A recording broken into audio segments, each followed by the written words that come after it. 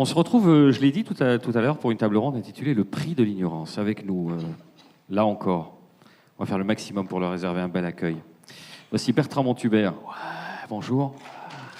Oui, voilà. Alors, vous êtes président de beaucoup de choses. Il va falloir expliciter sans doute les acronymes du CNIG, de Equitia et de OpenIG. OpenIG, j'ai dit. OpenIG, c'est la plateforme régionale d'Occitanie d'information géographique. Le CNIG, c'est le Conseil national d'information géolocalisée. Et Equitia, c'est une organisation qui travaille pour la construction d'un cadre de confiance éthique et souverain pour la donnée. Parfait. Thierry Ripoll, bonjour. Bonjour. Thierry est professeur de sciences cognitives et enfin, Eric, vous le connaissez. Mais partons du principe que ces tables pourraient être dégustées, consommées après coup et séparées les unes des autres. Donc, Eric, on vous connaît à peine, vous êtes journaliste et secrétaire général d'information du groupe Radio France. Et là, on fait ouais.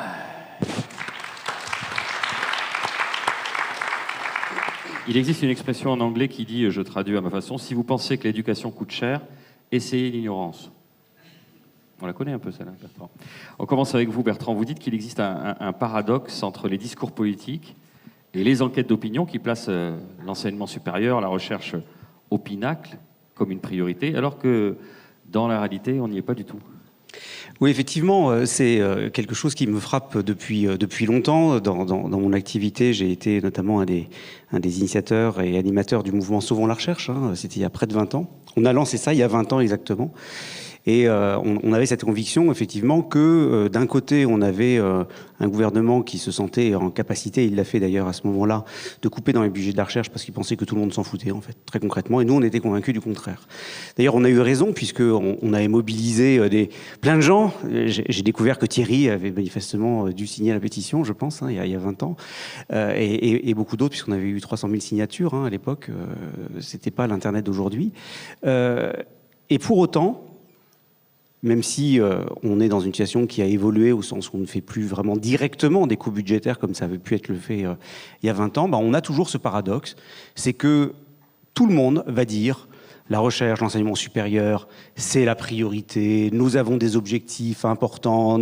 Bon, voilà. Maintenant, regardons les chiffres, faisons preuve d'esprit critique. C'est ce que j'ai fait dans ce petit livre. Et dans ce petit livre, on se rend compte qu'en 20 ans, on est passé de la 20 ans ou 30 ans, on est passé de la 4e à la 14e place au niveau international pour les dépenses de recherche et développement. La Chine nous a dépassés. On est uniquement à un niveau moyen dans le cadre par rapport à l'OCDE. Et au final, ça se passe non pas dans l'indifférence. Parce qu'encore une fois, quand on demande aux Français en qui vous avez confiance, quelles sont les priorités, est-ce que vous pensez que ces questions devraient faire partie du débat politique pour la présidentielle, c'est des questions qui ont été posées avant la dernière présidentielle, et ils répondent très majoritairement positivement. Et pour autant, qui a entendu parler de ces questions-là pendant l'élection présidentielle ou l'élection législative? Je pense à peu près personne. Voilà. Donc c'est ce paradoxe que j'ai essayé de creuser dans ce petit livre. Et pourtant, là aussi, on dit que c'est assez fondamental pour lutter, pour être une partie prenante de la mondialisation, de ce qui se passe. On a encore ce buzzword de toute la journée qui était. J'espère que quand ce sera rediffusé dans 3-4 mois, ce sera encore le cas de l'IA et ChatGPT. On est à la traîne. On dit, il y a des couvertures de journaux qui disent voilà, on a dégringolé à telle place, juste pour le dire de façon alarmiste, mais il se passe rien derrière en termes d'investissement et de. C'est effectivement le deuxième point que j'essaie d'aborder. Il y a quand même des défis mondiaux considérables. C'est ça, on a des défis mondiaux qui sont majeurs et aujourd'hui ils sont devenus évidents, j'aimerais qu'ils le soient d'ailleurs. Peut-être que les autres interviendront pour dire que c'est peut-être pas si évident pour tout le monde, mais le changement climatique en est un, ou plus précisément les transformations environnementales, plus largement. C'est un défi qui est essentiel. La transformation numérique, c'est un défi qui est essentiel et là on vient de vivre effectivement avec l'irruption de ChatGPT, une forme de prise de conscience d'un coup que, oui, derrière le numérique, c'est pas que des questions scientifiques, technologiques, c'est une dimension politique extrêmement importante et on a besoin de s'en préoccuper.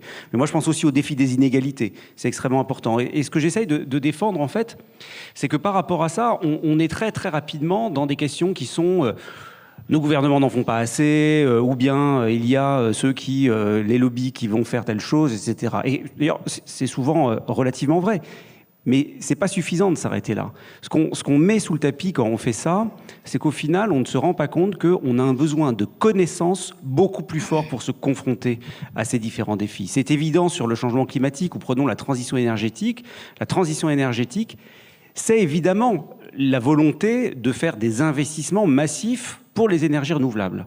Très bien, sauf que derrière, il y a des questions scientifiques néanmoins qui sont extrêmement fortes. Par exemple, sur le stockage de l'énergie, qui est un sujet physique extrêmement difficile, sur lequel, aujourd'hui, on a besoin de progresser de manière extrêmement importante. Donc, on a besoin de beaucoup plus de connaissances. C'est le cas aussi sur le numérique, c'est le cas sur les inégalités. Mais on a aussi besoin que toutes les personnes dans la population puissent se saisir de cette évolution des connaissances et de pouvoir de mieux en mieux les maîtriser pour adopter une approche systémique. Et ça, c'est quelque chose qui, là encore, est sous le tapis, c'est-à-dire qu'à quel moment on dit, pour pouvoir faire face au changement climatique, par exemple, mais encore une fois, c'est pareil pour les inégalités ou pour la transformation numérique, on a besoin d'une élévation du niveau de qualification de la population extrêmement important. Donc, où est-ce qu'on va mettre la priorité?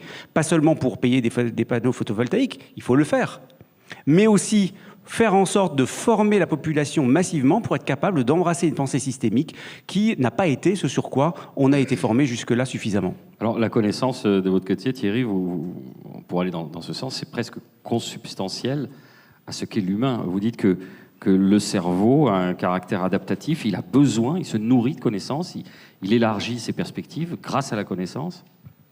Oui, alors moi je vais me situer à un niveau plus basique peut-être pour poser les choses. C'est la différence de point de vue. Après, voilà, on aura le journaliste, voilà. donc ce sera très bas.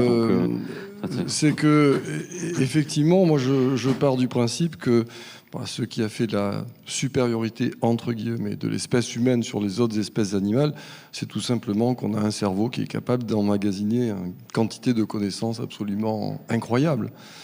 Donc en fait, acquérir des connaissances, c'est adaptatif. C'est tout simplement ce qui participe de notre survie. Moins vous savez des choses sur vous... C'est apprends ou crève. Pardon ? C'est apprends ou crève. Oui, bien sûr. Je veux dire, le cerveau a évolué pour être capable d'acquérir des connaissances parce que ces connaissances est ce qui nous mettait dans les meilleures conditions pour survivre dans notre environnement. Donc pour ça, on a des capacités prodigieuses. On les a toujours...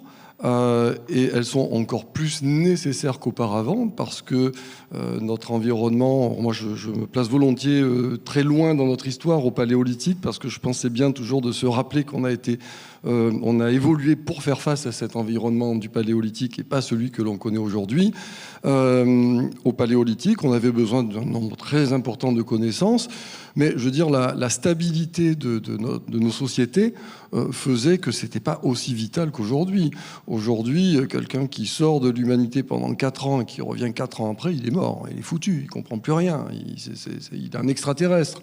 Donc on a une nécessité encore plus impérieuse qu'auparavant d'acquérir des connaissances à très grande vitesse. Et après on y reviendra peut-être, c'est extrêmement difficile et je vais même presque un peu prendre le contre-pied de ce qui est dit là, c'est qu'on est tous ignorants. Au regard de la quantité d'informations que détient la totalité de l'humanité, on est tous ignorants. Donc il faut se focaliser quand même sur des aspects de la connaissance qui nous permettent... Ça veut dire que ce qui est très important, déjà, c'est admettre et prendre conscience de notre ignorance fondamentale. Et je veux dire, on pourrait la mesurer, c'est absolument gigantesque, on ne sait rien. Même de savoir qu'on est ignorant, ça passe. Voilà, alors savoir qu'on est ignorant, c'est déjà pas mal, c'est parce que l'ignorance elle est dangereuse, je développerai peut-être après pourquoi, mais surtout, l'ignorance qui est dangereuse, c'est celle qui s'ignore. C'est quand on sait pas qu'on est ignorant.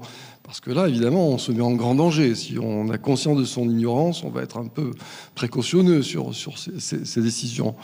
Mais voilà, il y a un autre aspect qui est important, juste par rapport à ce que je viens de dire, c'est que c'est très important de hiérarchiser les connaissances qui nous sont utiles. Parce que les connaissances sont adaptatives. Ça veut dire qu'elles nous permettent de faire face à notre environnement familial, privé, de l'entreprise, de l'État, etc. Enfin, il y a quand même un socle, et puis le reste, certaines sont caduques, certaines sont mises au goût du jour, mais il y a quand même un socle qui est amené par l'éducation. Ce qui est très important, c'est de savoir hiérarchiser ce qui va être utile et vraiment adaptatif pour un individu à un moment de sa vie, dans un contexte.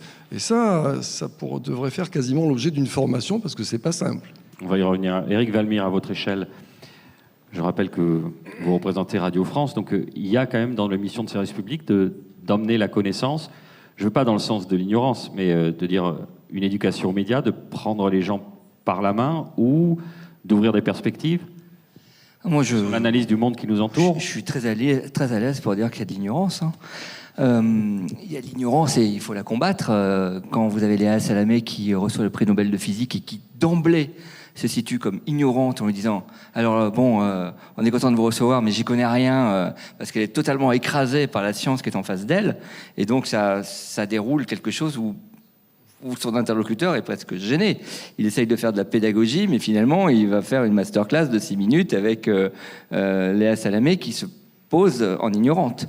Donc, nous, on a eu quand même nous tous, quand je dis, j'allais dire Radio France, mais nous tous, la crise sanitaire nous a montré à quel point on était ignorants. On a eu un défilé d'experts qu'on a regardé, la bouche bée, sans esprit de contradiction. Parce qu'on n'y connaissait rien. Il ne faut pas avoir honte de le dire. Seulement, il faut maintenant... On a mis quand même la confiance dans certains experts. Oui, bien sûr, mais attention, il y a aussi ça. Pourquoi on a toujours eu les mêmes experts ? Parce que justement, c'était des interlocuteurs que l'on pensait fiables et qui revenaient régulièrement. Mais il y avait quand même une difficulté à aller identifier le bon expert. Ne pas oublier une chose pendant la crise sanitaire, c'est qu'il y avait des questions inédites qui étaient posées et qui étaient sans réponse. Quand vous êtes journaliste, moi mes parents m'ont appelé pour me dire « Mais qu'est-ce qui se passe ? Maman, je ne suis pas docteur, je suis journaliste. » Quand vous êtes à l'antenne et que les gens attendent des réponses et que vous dites que vous ne savez pas, eh bien écoutez, prenez la métaphore du médecin. Vous allez voir le médecin, il vous dit « Je ne sais pas ce que vous avez, qu'est-ce que vous faites ?» Vous allez en voir un autre. Eh bien qu'est-ce que vous faites pendant la crise sanitaire ? Vous allez écouter une réponse, même si elle n'est pas juste, mais la réponse qui va répondre à la question. Parce qu'au moins, à partir d'une demi-vérité et d'une interprétation peut-être plausible, mais pas avérée scientifiquement, vous allez la croire. Ça a été un champ de désinformation extraordinaire, la crise sanitaire. Donc tout ça pour faire court, pour dire que, en fait, on a vraiment décidé de mettre en place, parce que finalement, le journalisme scientifique, et quand je parle de journalisme scientifique, je ne parle pas que de santé, je parle de sciences au sens large, mais aussi d'environnement, de développement durable, de ces choses-là. Ce n'est pas enseigné dans les écoles de journalisme.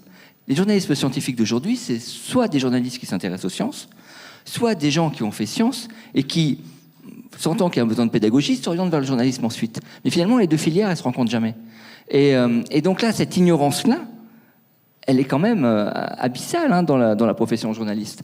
Donc on a décidé de mettre en place un système de formation à destination des 800 journalistes de Radio France, qui est... alors évidemment, on ne va pas faire des astrophysiciens éclairés.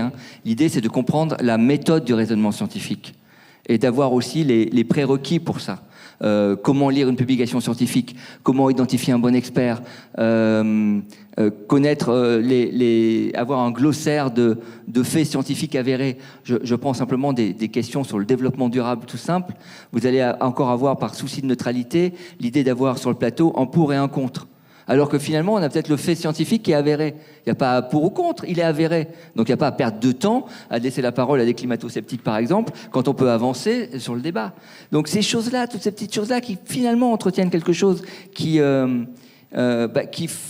favorise une confusion et donc favorise l'ignorance également, il faut se battre contre et donc outiller le mieux qui soit les journalistes. Aujourd'hui, avec la formation qu'on a mise en place, il n'y aurait pas la place pour un Didier Raoult sur les antennes.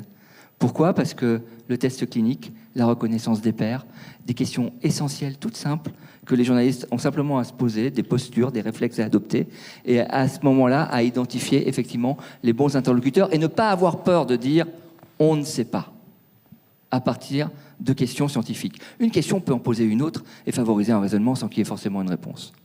Bertrand, on le voit donc là c'est intéressant de voir à l'échelle de Radio France comment ça se passe, cette montée en puissance de la connaissance. Comment on fait alors justement pour que ces connaissances soient partagées maintenant par la population générale, par le plus grand nombre ?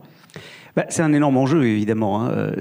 Déjà, je voudrais peut-être qu'on se pose la question, comment est-ce qu'on a construit au XXe siècle, finalement, l'évolution des connaissances et son partage ? On l'a beaucoup fait dans une logique qui était très liée au modèle économique, c'est-à-dire on découpe tout le travail en tâches assez spécialisées, et dans lequel on va former des gens pour être capables d'effectuer ces tâches.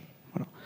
La grande difficulté, c'est que ce qu'on réalise un peu trop tardivement d'ailleurs, et la notion d'écosystème, et le mot système dedans est extrêmement important, c'est qu'il y a une interdépendance en fait entre les différents éléments. Et donc quand on découpe les activités, on risque de prendre des décisions à un moment donné liées à une forme d'activité. Mettons, comment je suis agriculteur et je traite tel problème en agriculture, comment au niveau énergétique je résous tel problème au niveau énergétique, etc. Sans prendre en compte l'ensemble des impacts que ça va avoir sur l'ensemble de l'écosystème. Bref, il faut passer de compétences spécialisées à des compétences systémiques. Si on prend, si je parle de compétences systémiques à plusieurs reprises, c'est pas pour rien. Jean Jouzel et un groupe de collègues universitaires ont fait un rapport important sur la manière dont on doit faire évoluer l'enseignement universitaire pour former des gens qui sont en capacité d'agir positivement dans un monde qui est frappé par la crise environnementale. Et ils ont décrit 5 compétences qu'il y a à avoir. La première, c'est bien de comprendre justement cette approche systémique des savoirs. Donc c'est une évolution quand même assez importante. Ça veut dire que chacun d'entre nous, on doit avoir plus des connaissances qu'auparavant. De la même manière que ce que vient de nous dire Eric, c'est-à-dire que le journaliste, même le journaliste politique, il ne doit pas simplement s'intéresser à la vie des partis, quoi, pour faire simple. Je caricature, pardon. Mais il doit s'intéresser aussi, il doit être capable, au fond, de comprendre ce qui se joue sur des niveaux scientifiques. Donc ça veut dire, très concrètement, ce dont je parle, une élévation du niveau de qualification. Si on regarde les chiffres, où est-ce qu'on en est ? En France, on a en gros une personne sur 2 qui est diplômée d'enseignement supérieur. Corée du Sud, 70%. Voilà l'écart. Voilà l'écart. Donc l'enjeu qu'il y a aujourd'hui, c'est que si on veut pouvoir faire en sorte de jouer, encore une fois, de se confronter à ces grands défis, il va falloir faire un effort massif pour entraîner une partie plus importante de la population vers le fait de faire des études supérieures, d'être diplômé, et pas seulement sur des tâches très spécialisées. Une autre manière de le dire, c'est pas seulement en prenant des mécaniciens des spécialistes du moteur thermique pour en faire des spécialistes du moteur électrique. C'est plus complexe que ça. Et ce mot de complexité, il faut le prendre vraiment dans son sens, y compris dans son sens scientifique, c'est-à-dire la complexité mathématique, ça veut dire d'une certaine manière la difficulté du calcul qu'il y a à opérer pour résoudre certaines tâches. Voilà. Donc il y a des tâches qui nécessitent peu de calcul et des tâches qui nécessitent beaucoup de calcul. Dès qu'on est dans quelque chose de systémique, on fait augmenter la complexité mathématique. Il faut donc beaucoup plus de calcul et il faut une approche du coup qui est effectivement plus difficile à avoir. Et on ne le fera pas juste avec quelques dizaines d'heures de formation. Alors, c'est pas du tout pour critiquer le programme de formation de Radio France que je salue au passage, mais ça veut dire... C'est pas quelques heures, c'est sur 2 ans. Oui, très bien. Mais ça veut dire plus globalement à l'échelle de la population qu'il va falloir augmenter de plusieurs années le niveau d'études, très concrètement. Ce qu'on a déjà fait dans le passé, ce qu'on est tout à fait capable de faire, et ça serait peut-être intéressant qu'on s'en saisisse, parce que justement la question c'est, vous l'avez cité au début, oui ça coûte cher, oui c'est un investissement, mais en même temps, comme le disait Lincoln, puisque c'est attribué à Lincoln, si vous pensez que l'éducation coûte cher, essayez donc l'ignorance. Parce que quel est le risque avec l'ignorance, Thierry Paul ? C'est quoi le danger ? C'est quoi ce fameux prix à payer pour la société ? Alors juste, donc je vais répondre à cette question, mais juste peut-être pour bien faire comprendre la difficulté qu'il y a à distinguer parfois ce qui est l'ignorance de la connaissance, par exemple, parce qu'on les oppose. Je vais toujours me placer dans cette perspective évolutionniste qui, je pense, utile pour bien comprendre la nature du problème, qui a été évoquée tout au long de cet après-midi de manière un peu différente.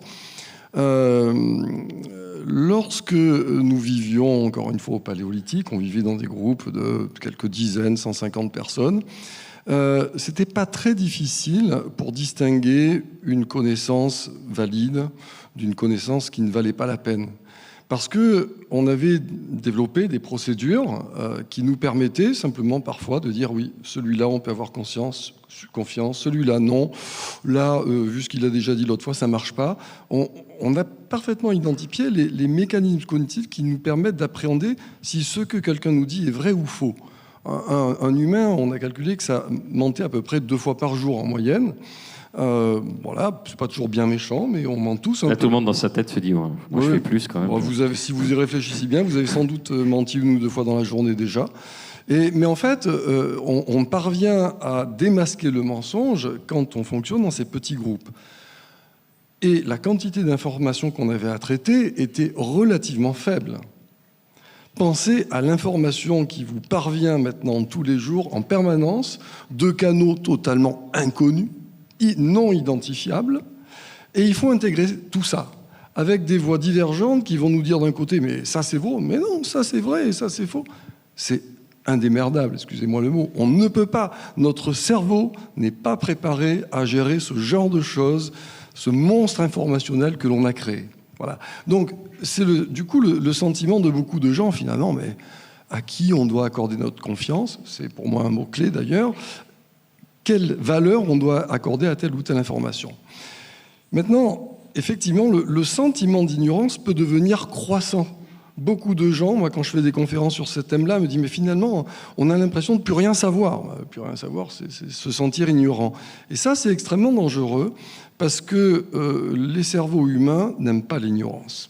Parce que l'ignorance c'est dangereux, c'est très dangereux.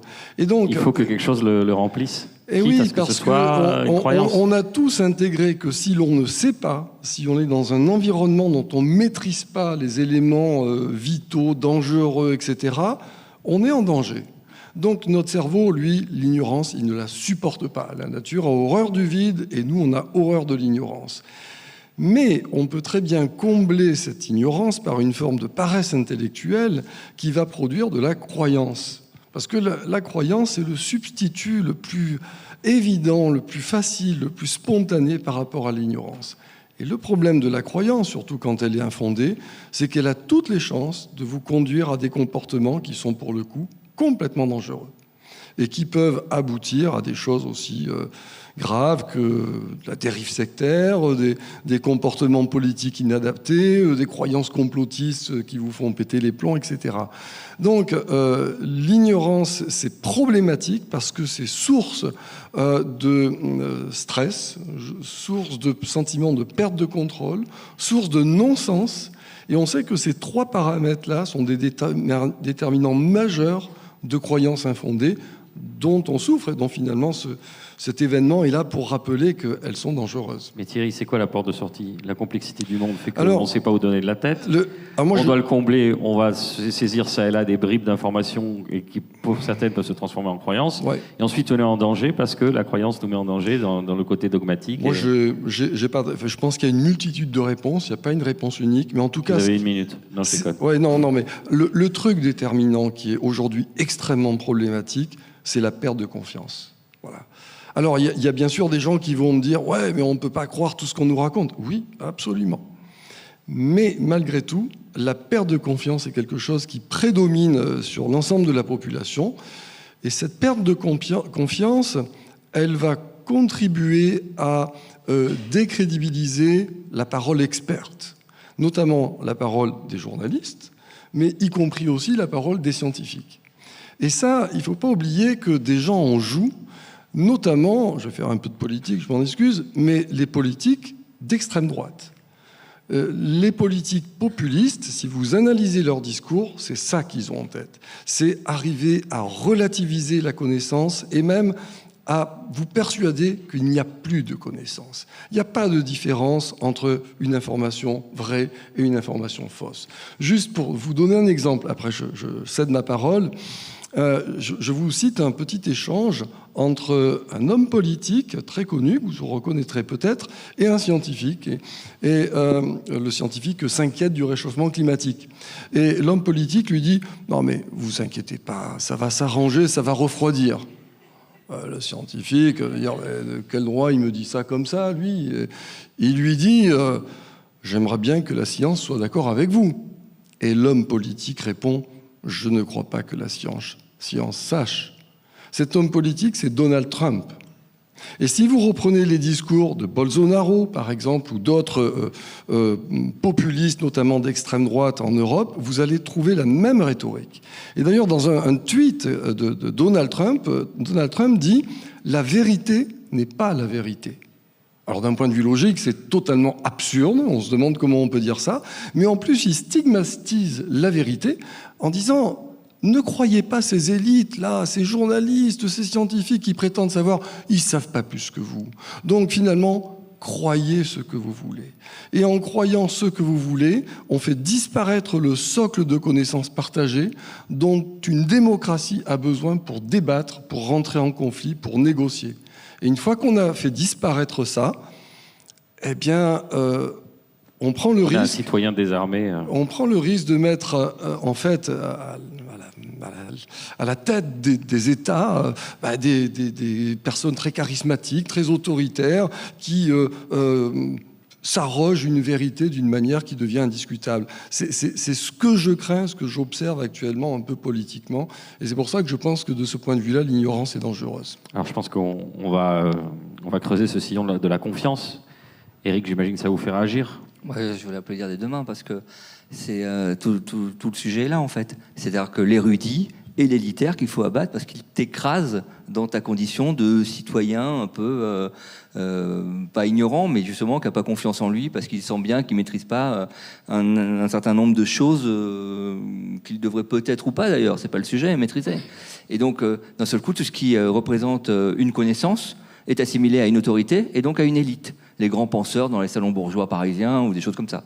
Alors ça, c'est vraiment une fabrication toute faite et qui est confortable pour beaucoup de gens, malheureusement. Je ne suis pas certain que l'information soit le vecteur le plus important, et il est important, mais je pense que c'est l'éducation. Je pense que c'est aussi un investissement personnel, une culture de l'appropriation, j'allais dire. Essayer de s'éduquer par soi-même, par des lectures, d'abord par ses centres d'intérêt peut-être aussi, et puis ensuite d'aller creuser. Moi je suis frappé sur les débats par exemple sur l'intelligence artificielle. Je suis frappé parce que je n'arrête pas de râler à la radio, parce que je trouve qu'on n'est pas bon. Et qu'on n'est pas bon parce qu'on ne bosse pas. Que l'intelligence artificielle, on va tourner en rond. Alors, il y a des très beaux articles qui existent, justement, puisqu'il y a des très bons articles qui existent et qu'il y a des travaux qui sont des belles publications, autant s'en inspirer. Moi, je voudrais simplement rappeler des choses de base. L'intelligence artificielle, c'est la traduction du terme intelligence en anglais. L'intelligence en anglais, c'est pas l'intelligence humaine. La CIA, c'est pas l'intelligence, c'est le renseignement. Donc, déjà, rien que ça, rien que dans la sémantique, on voit qu'on ne parle pas d'intelligence humaine. Or, c'est quoi aujourd'hui? Allez, les 3/4 de choses qu'on a sur l'intelligence artificielle via le journalisme généraliste, j'allais dire, ou sur les plateaux télé, radio aujourd'hui, c'est la machine va remplacer l'homme et va flinguer les emplois. Eh ben, je suis désolé, c'est pas le sujet du moment, quoi. D'abord, ça s'appelle la singularité. Et quand vous avez un Elon Musk qui vous dit « Attention, l'intelligence artificielle va prendre le pouvoir », non. C'est ceux qui font l'intelligence artificielle qui veulent prendre le pouvoir et qui, par ce biais cognitif, vont le prendre peut-être un jour. Mais c'est pas la machine qui remplacera l'homme, c'est l'homme qui sera toujours derrière la machine pour le faire. Et je trouve que le côté machine à fantasme, de parler de l'intelligence artificielle toujours par le même prisme, ce ChatGPT qui va tout faire, nous remplacer, ces robots qui arrivent, qui vont nous remplacer, enfin, la science-fiction totale, eh bien, ça génère de la confusion. Ça ne pose pas les bonnes questions, et donc du coup on n'est pas informé, et donc on n'est pas éduqué. Et moi je pense que si on a une culture de l'appropriation, parce qu'encore une fois, de très belles publications qui font l'historique de l'intelligence artificielle, qui disent ce que c'est l'intelligence artificielle et qui posent les vrais défis, eh bien si on s'en inspire, c'est bien. Je pense que vraiment, hein, quand je vous disais que les journalistes devaient bosser, ils le font pour la plupart, mais aujourd'hui, qui lit un rapport du GIEC? Qui a lu dans son intégralité le projet de loi sur la réforme des retraites?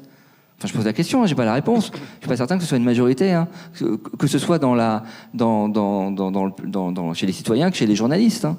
Et alors, on va prendre des bouts de texte, et puis on va les mettre sur les réseaux sociaux, on va viraliser, on va les interpréter comme on veut, on va planter le débat à partir d'un extrait qu'on va interpréter. Mais qui lit vraiment les textes aujourd'hui? Bertrand Hubert, pour revenir précédemment sur ce que disait Éric sur l'intelligence artificielle et plus largement le numérique, qui est quand même un de vos domaines de prédilection. Est-ce que ça peut passer par là pour contrecarrer finalement les dégâts que peut faire l'ignorance finalement? Passer par où? C'est-à-dire, en tout cas, ce qui est sûr, c'est que... c'est-à-dire une meilleure appréhension du numérique, une meilleure appréhension, du numérique, oui. Ça, c'est absolument indispensable. Mais je pense justement que les défis cognitifs qui y sont posés ont explosé avec la transformation numérique.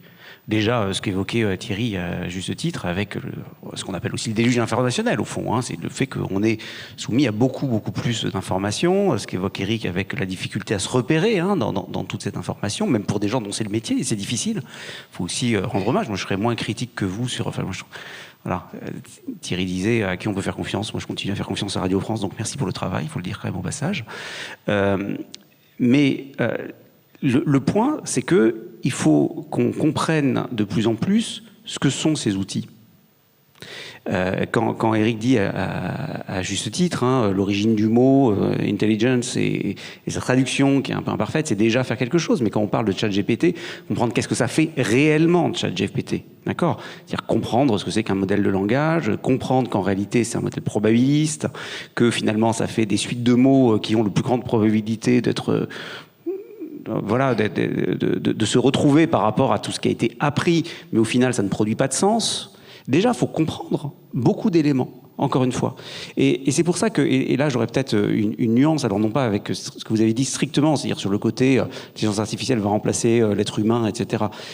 Et par contre, je pense qu'effectivement, travailler, être un travailleur à l'ère du numérique, à l'ère de l'intelligence artificielle, c'est plus la même chose qu'auparavant. Ça suppose d'avoir un esprit critique qui est beaucoup plus fort. Je vais vous raconter une petite anecdote sur ChatGPT. Quand ChatGPT est sorti, évidemment, comme beaucoup de gens, j'ai voulu faire des tests. Et moi, mon premier test, alors, vous avez pensé que je suis égocentré, mais j'ai voulu tester un truc, je me suis dit... Qui est Bertrand Montubert ? Alors non, je n'ai pas posé cette question-là, j'ai posé une question beaucoup plus perverse. C'est, j'ai pris ce qui a été un des éléments de ma thèse de doctorat, donc j'ai été de fait... le premier à établir scientifiquement, et j'ai dit qu'il est le premier mathématicien à avoir créé alors, ce qu'on appelle les groupoïdes pour des variétés à coins, peu importe. Et il me donne un nom d'un mathématicien. Je me dis, merde, mais je ne savais pas du tout qu'il allait travailler là-dessus.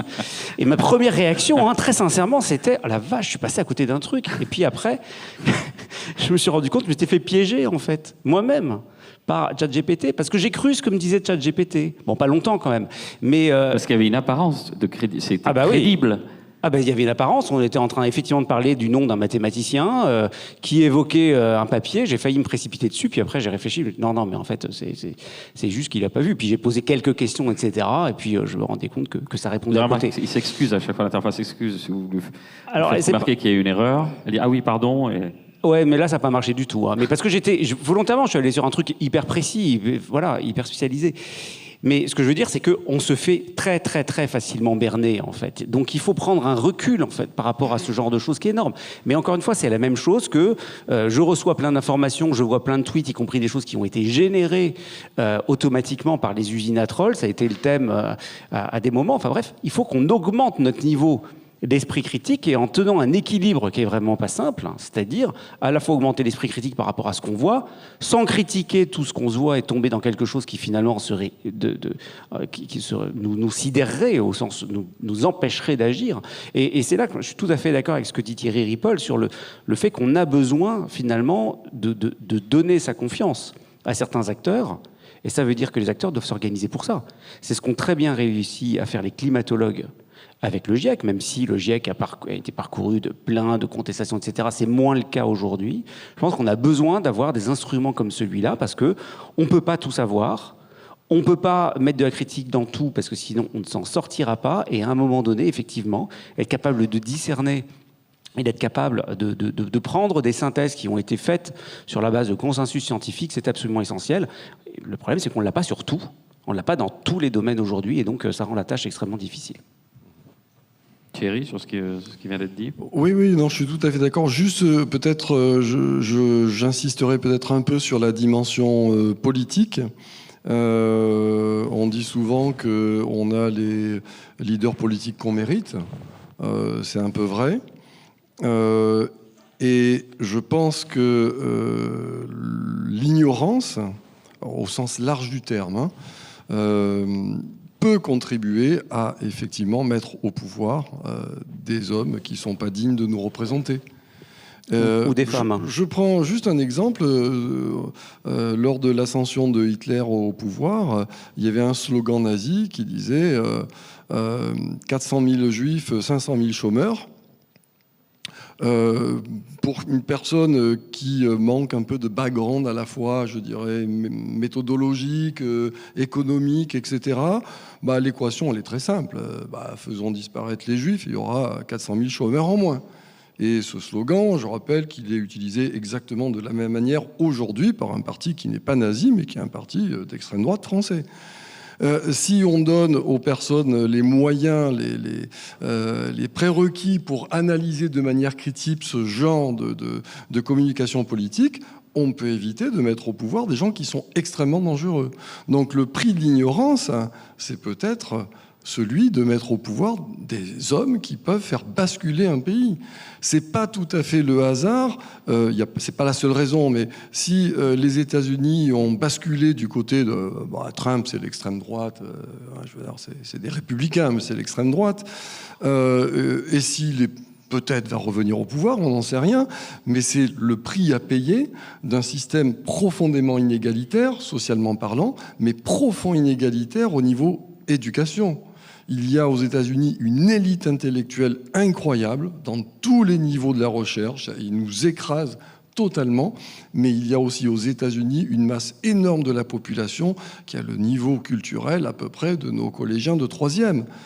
Quand vous avez ces deux types de personnes qui sont en confrontation, vu la masse, il y a plus de chances que ce soit Donald Trump qu'un autre qui soit élu. Et ça, c'est très dangereux.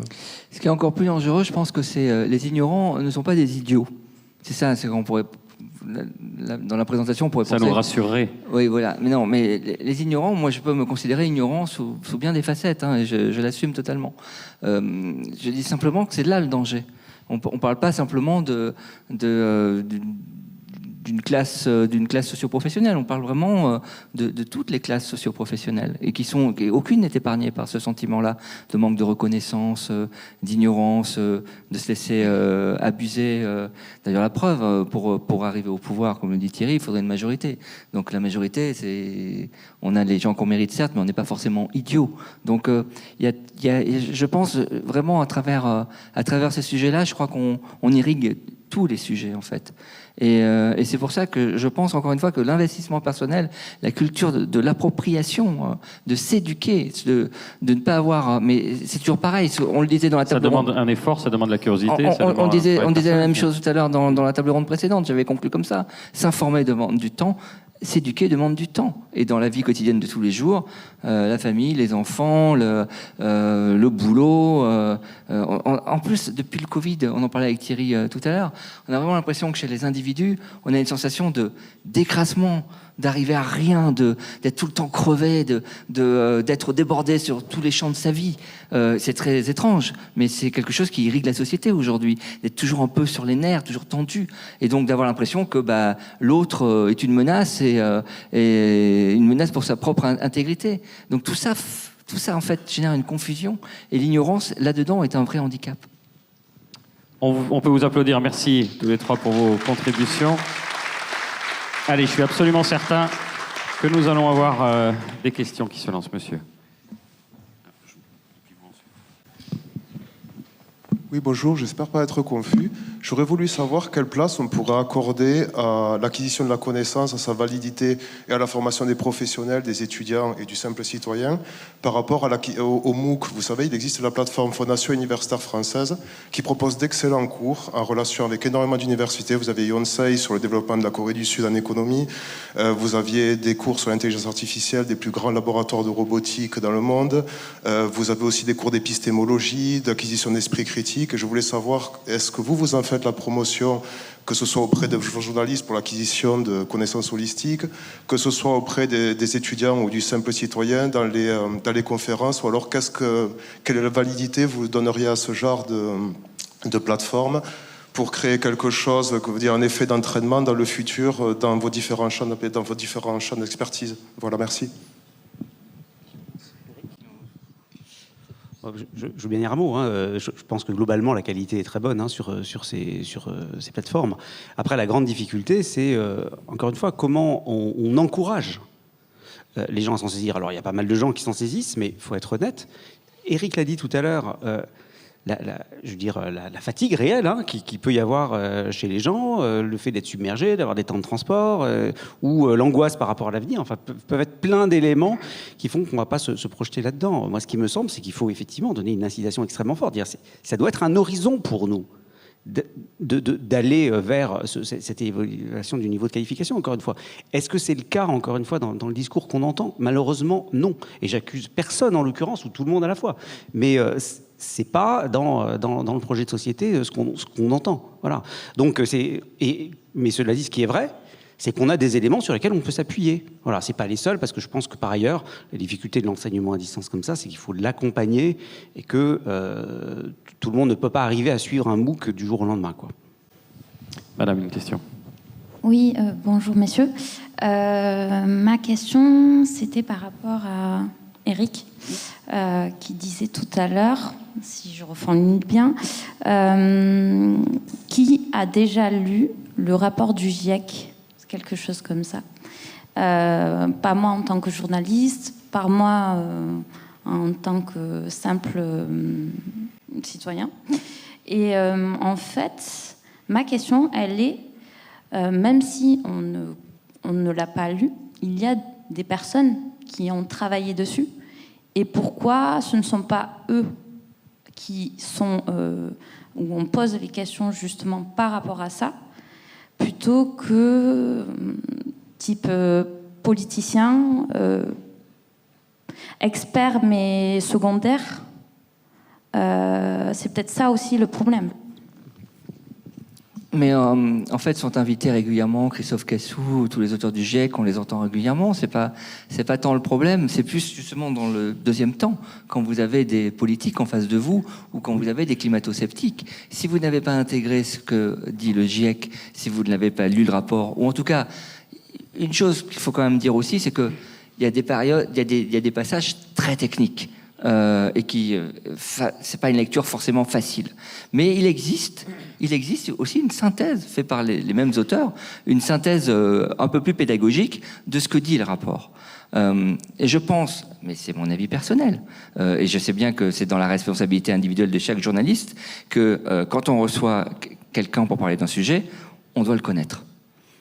Moi, quand j'entends dans des émissions littéraires quelqu'un commencer par « de quoi parle votre livre », ça me fait mal. Je préfère qu'on ait quand même lu le livre avant de recevoir l'auteur. Finalement, pour le GIEC, c'est à peu près la même chose, sauf que c'est pas tant... c'est d'abord pour connaître le sujet, mais c'est aussi, en tant que responsabilité d'informer, si l'autre en face de moi dit n'importe quoi, que je sois capable de dire « attendez là, vous dites n'importe quoi ». Si je n'ai pas lu le rapport, l'autre dit n'importe quoi en face, je laisse dérouler, et n'importe quoi est dit à l'antenne. C'est tout, c'est ça le problème. Monsieur. Bonjour. Merci d'avoir expliqué très bien tout le prix de l'ignorance. Merci à vous trois. En fait, le problème, c'est comment lutter contre l'ignorance. Or, vous avez expliqué divers champs de lutte, éventuellement. Par exemple, une de ces luttes efficaces, c'est permettre la diffusion des connaissances d'une manière beaucoup plus large que maintenant. Bon, ça, c'est OK. Par contre, c'est une remarque de ma part qui vous sollicite. Il y a des forces organisées qui ont intérêt à ce que l'ignorance perdure. Et ça s'appelle l'obscurantisme, d'une manière générale. Et qu'est-ce que vous pensez qu'on puisse faire ? Alors, la désinformation en fait partie, mais aussi les fake news, mais aussi l'opinionnisme, mais aussi des tas de... Le fanatisme.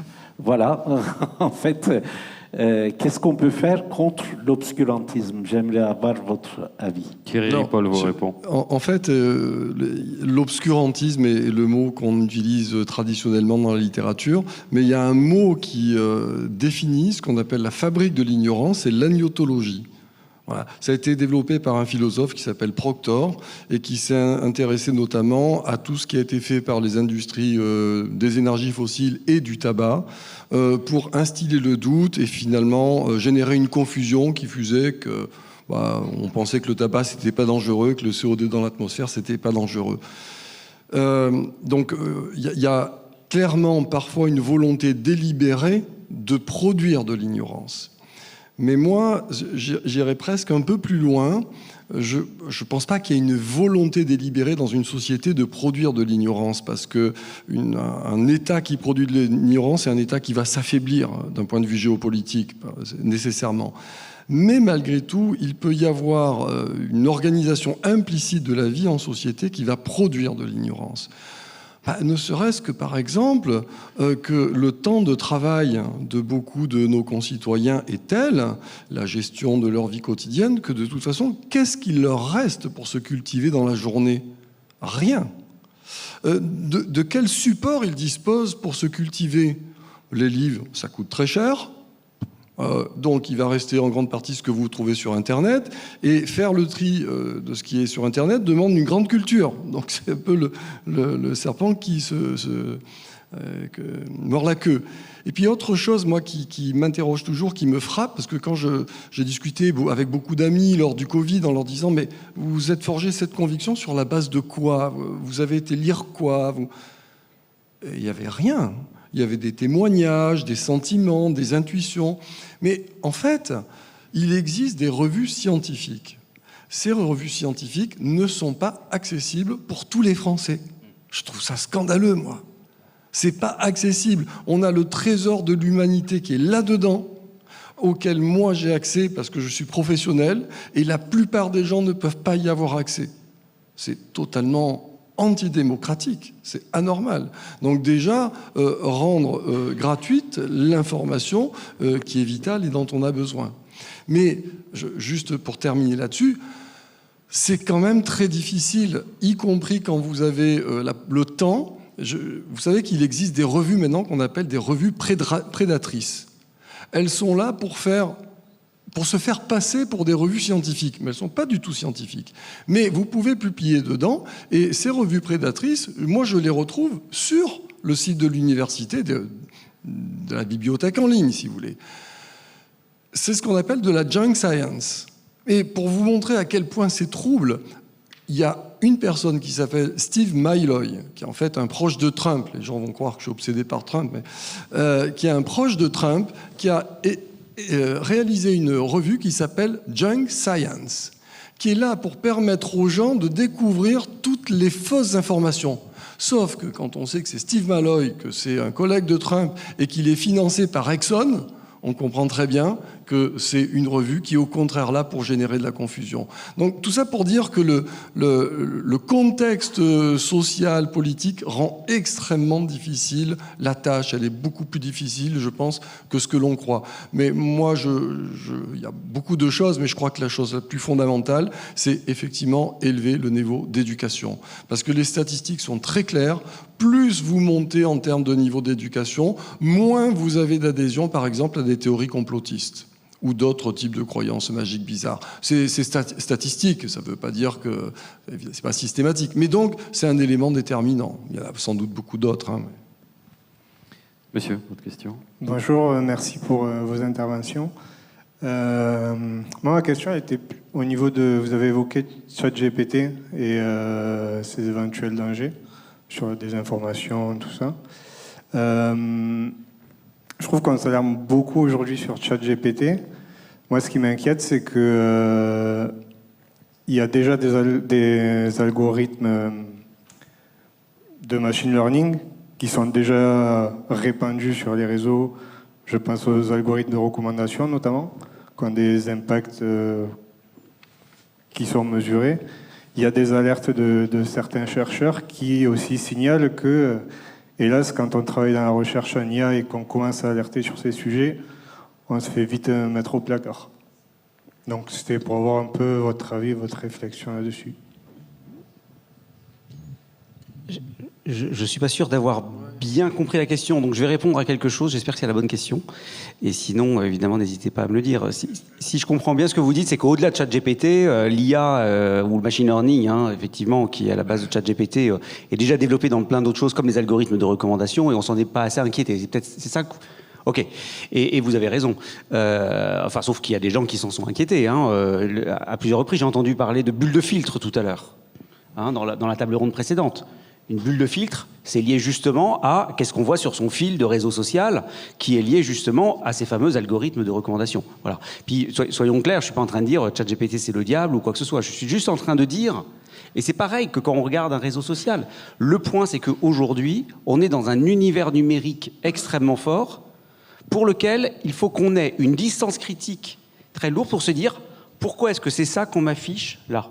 Voilà. Et que peut-être que ce que je vois pour m'informer, si je ne suis pas en train de lire un média traditionnel, on va dire, ou d'écouter la radio toute la journée, ou de lire mon journal avec un choix qui a été fait, qui a été un choix éditorial, mais si je m'instruis, par exemple, si mon accès à l'information, c'est à travers les réseaux sociaux, j'ai besoin de me dire en permanence, attention, on m'a très probablement envoyé les choses qui vont confirmer ce que je crois déjà.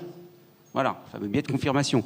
Donc, c'est tout cet esprit critique, effectivement, qu'il faut développer. Et pour ça, il faut avoir une compréhension de ce que sont tous les mécanismes, finalement, de cet univers numérique, dont je pense qu'il n'est absolument pas à jeter. Je pense qu'on en a besoin, d'ailleurs, pour beaucoup de choses, y compris pour lutter contre le changement climatique. Voilà. Ouais.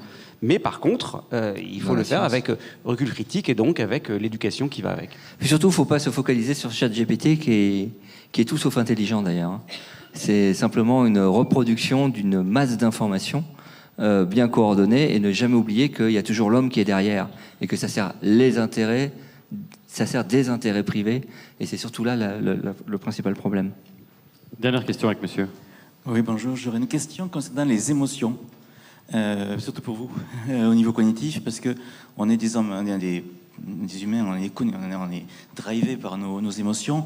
On voit bien quand même que l'ignorance est quelque part liée à la connexion, à l'émotion, notamment la peur. Des fois, on n'a pas envie de connaître et on est attiré par des choses qui vont nous rassurer.